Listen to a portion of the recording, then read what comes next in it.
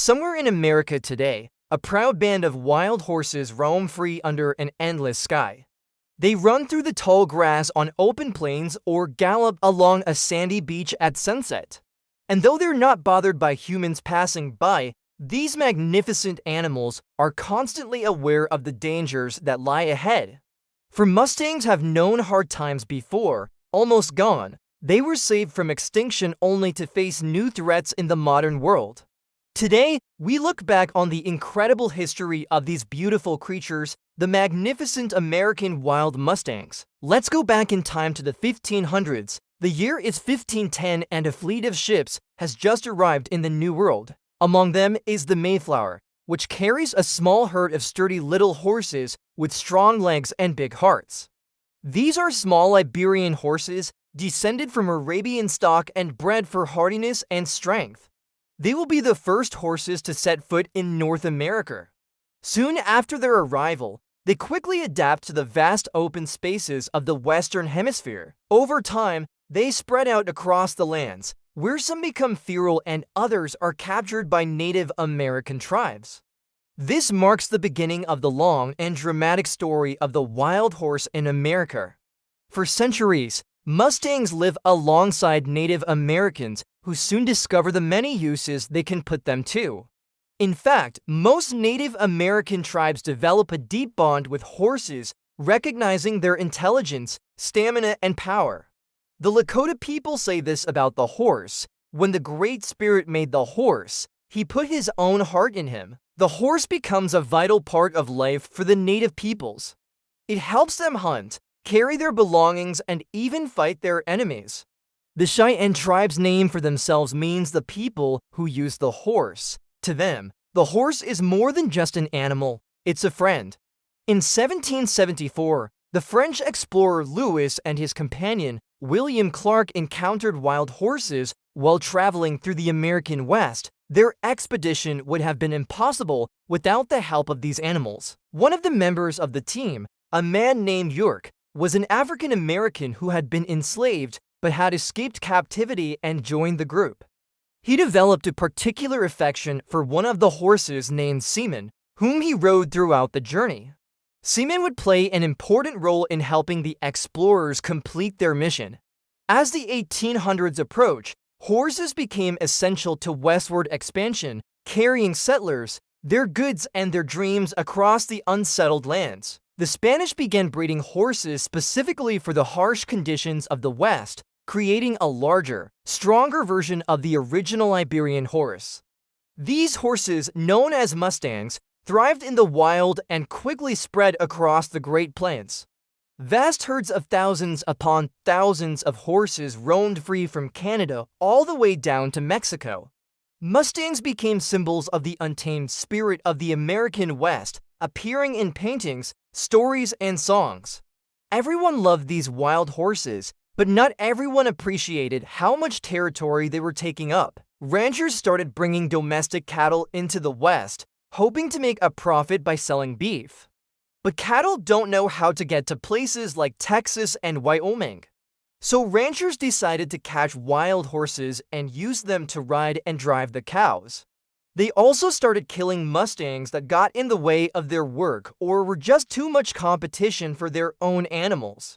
By the 1850s, the United States Army was doing the same thing, rounding up Mustangs to hand out to settlers heading west. Thousands of horses were rounded up and driven into small areas. Many died of exhaustion, starvation, or injuries sustained during transport. Between 1849 and 1856, the U.S. government herded thousands of Mustangs into holding pens, then drove them hundreds of miles to new homes. But most of the horses never made it. Along the way, they would escape, swim rivers, jump fences, and disappear into the wild. By the mid-19th century, the American West was becoming more settled. As more people moved to the region, they fenced off more and more land for farming and ranching. This left less and less room for wild horses to roam. Also, with so many domestic horses around, there were more opportunities for wild mares to get pregnant by domestic stallions. This led to more horses being born, which made it even harder for them to find food and water. As the years went by, the wild horse population kept growing, which caused more problems with the farmers and ranchers. People started complaining about the horses getting into their fields and eating their crops. They also worried that the horses could spread diseases to their livestock, so the government did something drastic. It began capturing wild horses and selling them to anyone who wanted them. Between 1902 and 1923, the government gathered almost 500,000 Mustangs. Despite these efforts, by 1924, an estimated 2 million wild horses still roamed free in the western states. Then the Great Depression hit and people stopped buying the horses. That meant more horses ended up in holding pens, living on less and less food and space. A survey in 1936 found that Mustangs had decreased by more than half in the previous 5 years. So the government decided to sell the horses in large groups to people who wanted to use them for work or riding. These sales didn't help much because the horses weren't worth very much money. Instead, people often just turned the horses loose again once they had used them for a while. Throughout the mid-20th century, wild horse populations continued to grow, putting pressure on available resources. They would dig up farm crops and trample expensive equipment. This caused tension between Mustangs and people until Congress passed a law in 1971 that protected them. Known as the Wild Free-Roaming Horses and Burros Act, this law stated that Mustangs were a living part of America's heritage and should be protected. The Bureau of Land Management, BLM, was given the responsibility of managing wild horses and burros on public lands. This included making sure they had enough food and water and that they stayed away from farms and roads. Today, the BLM gathers wild horses every year to keep their numbers under control. Gathers are usually done in remote areas that are hard to get to and gather together as many horses as possible. After they're gathered, the horses are taken to holding facilities where they are cared for until they can be adopted by new owners. Some are returned to their home range if it's safe for them to live there. Others are sent to auctions where people can buy them for as little as $12.25 per horse.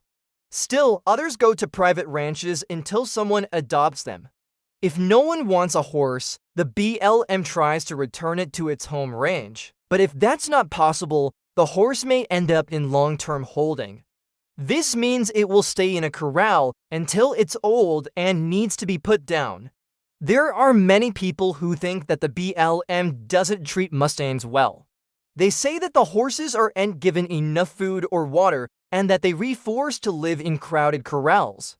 Protests have been held all over the country to bring attention to the issue. On the other hand, some people support what the BLM does, saying that it's necessary to keep the wild horse population under control. They worry that too many horses will damage the environment and make it hard for other animals to live there. In recent years, the debate over the best way to manage wild horses has grown louder. Some people want more Mustangs to be adopted and fewer to be put down. Others want the BLM to spend more money on gathering horses and less on caring for them after they've been gathered. Everyone agrees that Mustangs are a symbol of America's wild places. But there's a lot of disagreement about how to protect them. And that's not gonna change anytime soon. The future of the Mustang is uncertain. While it's great that these animals are protected by law, there's still a lot of work to be done. In order for the Mustang to thrive, we need to find ways to balance its protection with the needs of the land and the people who live there. Whether we can do that remains to be seen. And with that, our cinematic journey through time comes to an end. We hope you enjoyed this adventure through the ages. Thank you for joining us.